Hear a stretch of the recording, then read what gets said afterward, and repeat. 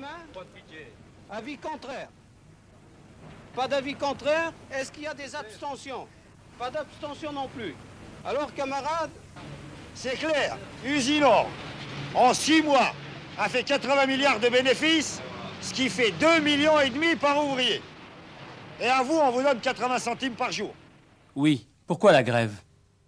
Pour faire aboutir nos revendications. Puisque c'est notre dernière arme, c'est l'ultime. La discussion, bien souvent, n'amène rien. Et il faut bien qu'on trouve un moyen. Quel moyen que nous avons, nous, ouvriers, pour lutter contre un patron? Ben, c'est de lui bloquer ses moyens de production. C'est quand même nous qui les faisons marcher, ces moyens de production. Si on lui bloque ses moyens de production, il faut bien qu'on l'amène à changer d'attitude. La grève, pour moi, c'est la seule arme que la classe ouvrière possède. Elle n'a rien d'autre.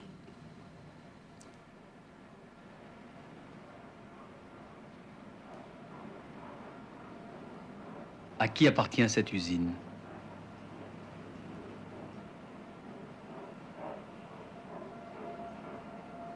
Est-ce seulement à un monsieur X ou Y qui apposa sa signature au bas d'un acte de vente à telle ou telle date?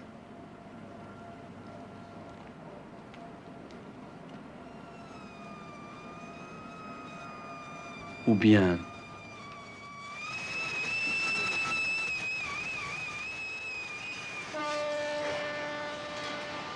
appartient-elle à ceux qui l'ont faite, de leur cerveau et de leurs mains, à ceux qui ont laissé un peu de leur sang sur les tôles, ou un de leurs membres, ou la vie parfois, à ceux qui se sont usés à la tâche, 20 ans, 30 ans, 40 ans et plus.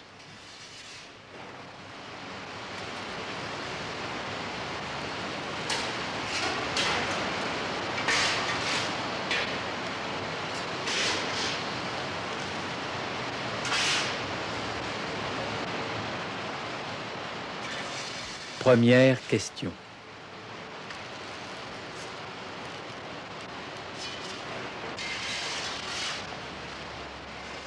À qui appartiennent les usines?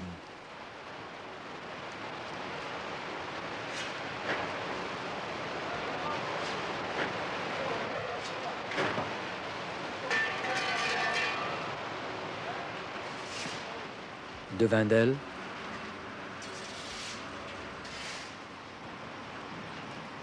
le baron Empin, le baron Rothschild,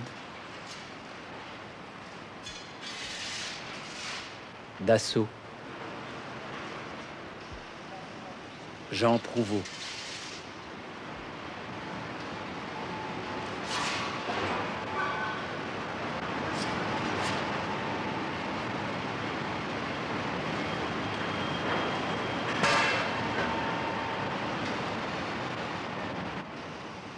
Deuxième question.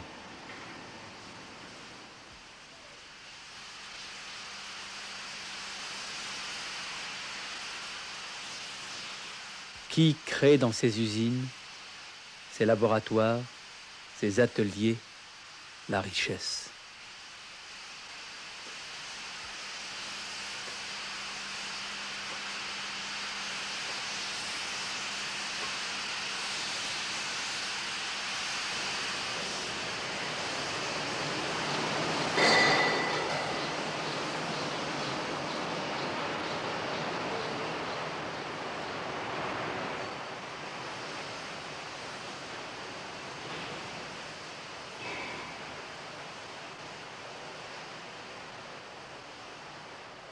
Les travailleurs.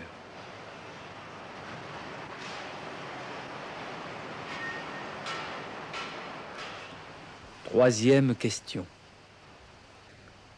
Qui en profite?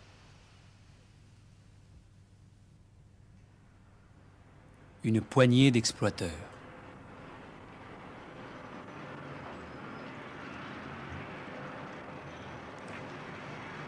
Qu'une poignée d'exploiteurs s'empare des richesses créées par l'ensemble de la nation, voilà ce qui rend le conflit constant, permanent.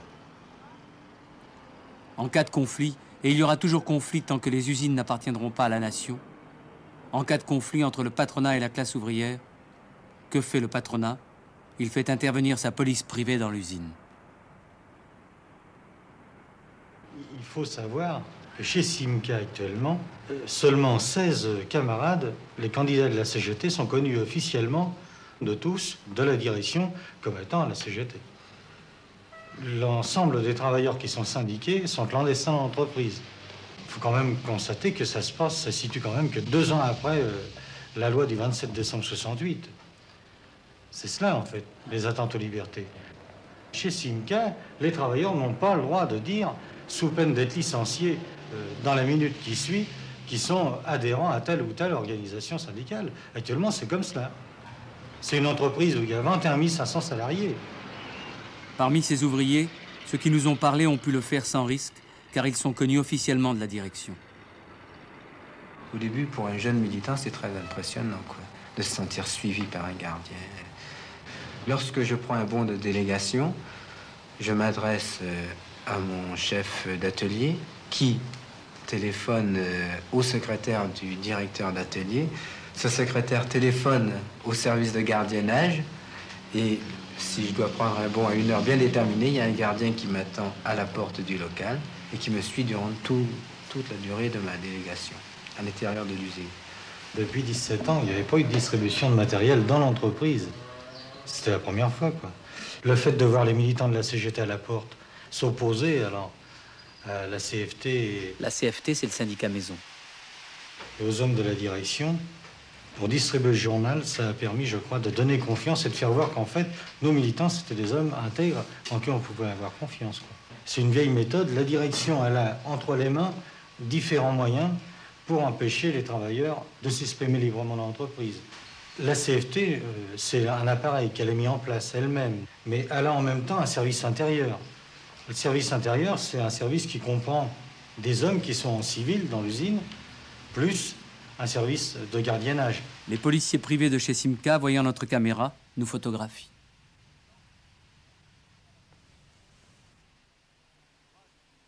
Lorsque la police privée n'y suffit plus, c'est la police de l'État capitaliste qui intervient. L'État capitaliste n'est pas neutre. Il est du côté du patronat.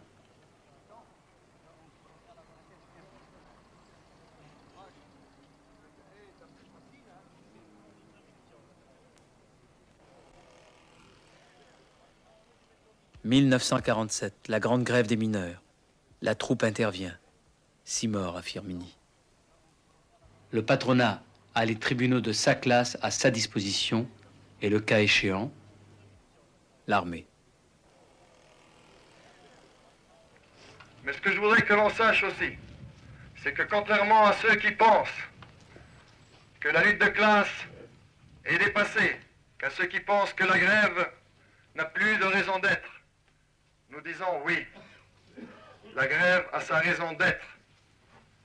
Et il est certain que pour les mineurs, à partir du moment où c'est la seule arme qu'ils possèdent, et quand je pense, camarades, qu'en délégation à la direction, le directeur de la mine nous disait « Je ne suis pas d'accord avec ces moyens de pression que vous employez. » Alors, camarades, ça me fait sourire. Et je pense à 2 choses. La première, c'est que les mineurs de fer n'ont pas d'autres armes pour se défendre. Et ils n'ont surtout pas les armes que possèdent. Ils n'ont pas de grenades lacrymogènes, ni de bouclier, ni de casque. Et ils n'ont pas surtout de matraque.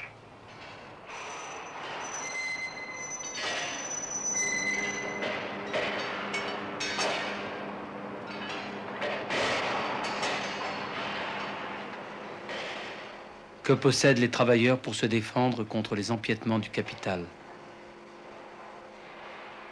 D'abord, la place qu'ils occupent dans la production et qui fait d'eux la clé de voûte de l'organisation sociale. Deuxièmement, leur organisation syndicale. Tiens, tu me prends la VO? Tiens.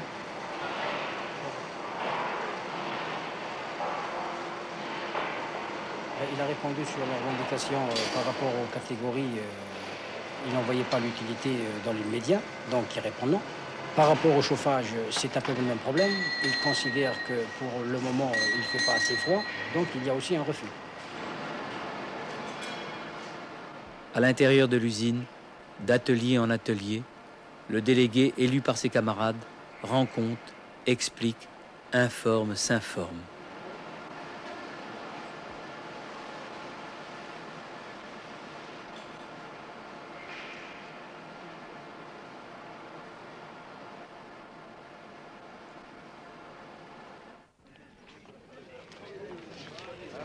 On va passer par derrière. On va passer par derrière parce qu'ici c'est fermé.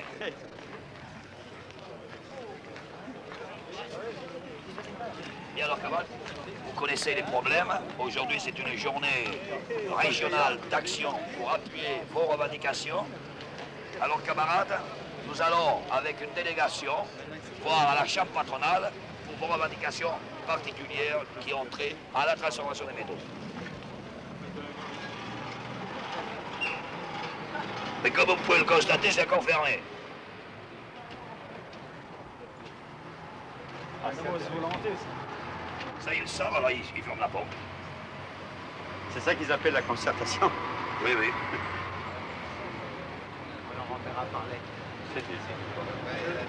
Il y a sûrement même c'est le maîtrise. Alors, monsieur et madame Touvet. C'est lui.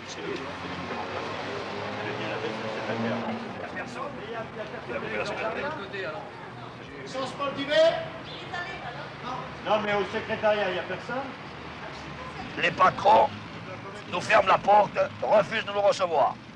Vous allez rentrer dans vos entreprises. Demain, après-demain, tous les jours. Il faut le dire à vos camarades de travail et il faut vous organiser pour renforcer l'action indispensable, pour faire aboutir vos revendications. Arrêtez-vous 5 minutes, s'il vous plaît, la CGT va vous parler. Hors de l'usine, comme à l'intérieur de l'usine, il y a la CGT, qui parle par tract, qui parle par appel, et qui inlassablement invite les travailleurs à se défendre, à s'organiser dans toutes les entreprises, sur tous les chantiers, dans tous les bureaux. Arrêtez-vous 5 minutes avec la tournée de matin qui sort. Travailleurs du Nord, le mécontent manque grandit. Salaire et pouvoir d'achat stagnent. Les prix augmentent sans arrêt. Impôts, TVA, taxes diverses sont de plus en plus lourds. Depuis 2 ans, il n'y a plus aucune progression du pouvoir d'achat. Seulement pendant cette même période, Usinor a multiplié ses profits et bénéfices par 6. Pour toute l'année, Usinor prévoit 140 milliards de bénéfices. Malgré cette situation florissante, les patrons refusent jusqu'à maintenant toute discussion sur les salaires, sur les revendications des travailleurs. Ils ont le culot d'affirmer que le pouvoir d'achat des travailleurs s'est amélioré de 18%. Vous avez entendu, camarades. Ils prennent les travailleurs pour des imbéciles. Alors ils se donnent beaucoup de mal pour expliquer. Il n'y a pas lieu de discuter de vos salaires. C'est lorsque les délégations ont épuisé toutes les ressources de la négociation qu'alors l'affrontement entre le patronat et les travailleurs a lieu, et c'est la grève. De se prononcer sur cette proposition. Que ceux qui sont d'accord lèvent la main.